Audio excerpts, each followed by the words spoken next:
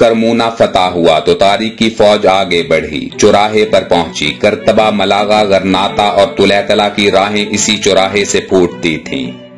طارق نے کچھ سوچا، فوج کے 3 حصے کیے، ایک پر مغیث رومی کو افسر بنایا اور حکم دیا کہ کرتبہ پر بڑھو۔ دوسرا حصہ زید بن قصادہ کی سرداری میں دیا اور کہا پہلے ملاغہ پہنچو، اسے فتح کر لو تو غرناطہ پر چڑھائی کر دو۔ تیسرا حصہ اپنے ساتھ لیا اور طلیطلہ کا عزم کیا۔ تینوں سرداروں نے اپنا اپنا راستہ لیا۔ مغیث رومی کی فوج کرتبہ پہنچی۔ شہر پناہ کی بلند اور مضبوط دیواروں نے روکا۔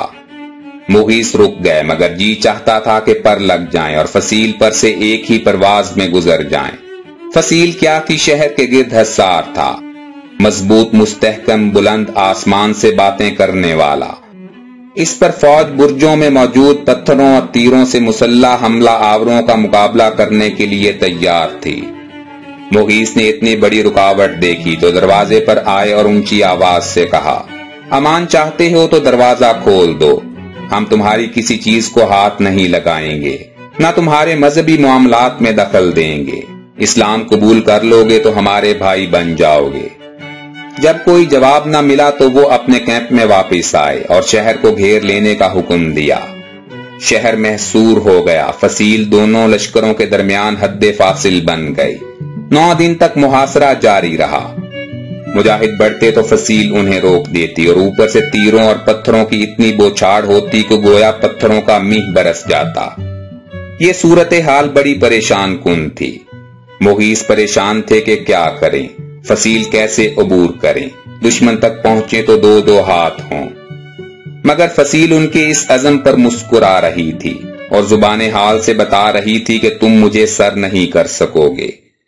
مغیث نے بارگاہ الہی میں سر جھکایا اور دعا کی، الہی فتح و شکست تیرے ہاتھ میں ہے، تو اپنے بندے کی فریاد سن اور ہماری اس مشکل کو حل کر۔ رات کا وقت تھا، اندھیرا گھٹ چھایا ہوا تھا، ابر سیاہ نے اسے اور گہرا کر دیا۔ ہوا کے جھونکے آئے، باران رحمت ساتھ لائے۔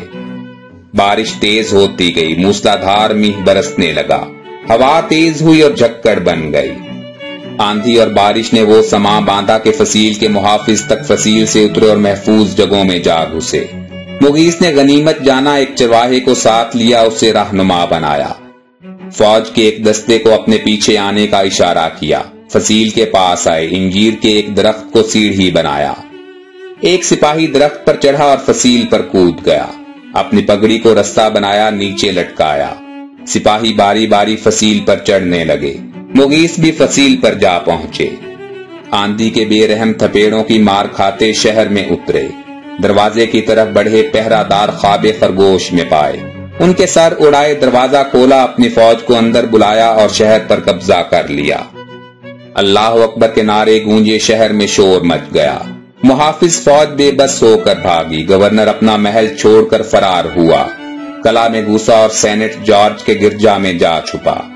سینٹ جارج کا گرجا قلعہ در قلعہ تھا، اس کے چاروں طرف گہری خندق تھی جسے عبور کرنا آسان نہیں تھا۔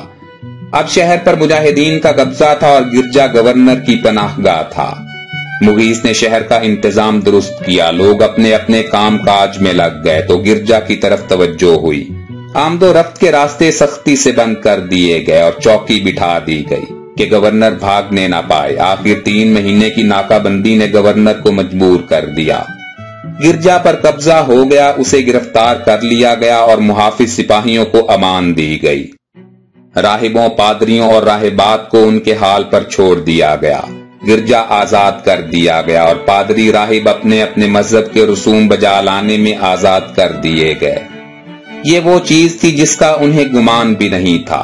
ان کے سر جھکے ہوئے تھے اور وہ شکر گزار تھے کہ مسلمانوں نے 3 مہینے کی جد و جہد کا ان سے حساب نہیں لیا۔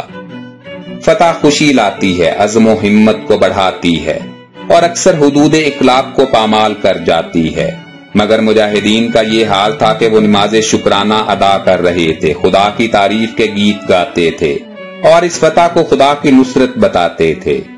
ان کے دل خشوع و خضوع سے بھرپور تھے اور اس کا اظہار نعرہ ہے تکبیر کی تکرار تھی۔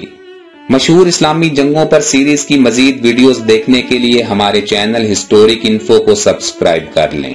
اور ہماری تمام ویڈیوز کی نوٹیفیکیشن بر وقت حاصل کرنے کے لیے گھنٹی کے نشان کو دبا دیں۔ اس کے علاوہ اگر آپ ہمیں فیس بک پر فالو کرنا چاہتے ہیں تو ہمارے فیس بک پیج ہسٹورک انفو کا لنک ڈسکرپشن باکس میں موجود ہے۔ ناظرین، زندگی رہی تو جلد ہی دوبارہ ملاقات کریں گے۔ اپنا بھرپور خیال رکھیے گا۔ اللہ حافظ۔